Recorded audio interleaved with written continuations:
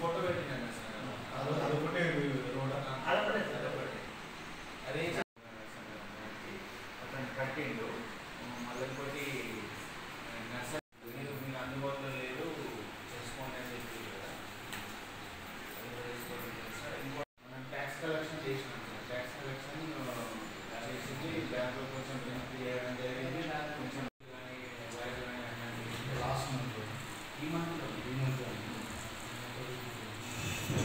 చేసిన వాళ్ళు లేడు, రేపు పెడతాను. జరుగుతుంది సార్. రోడ్స్ క్లీనింగ్ కానీ డ్రైన్స్ క్లీనింగ్ కానీ చేస్తారు. ట్రాక్టర్ కూడా garbage collection day by day జరుగుతుంది.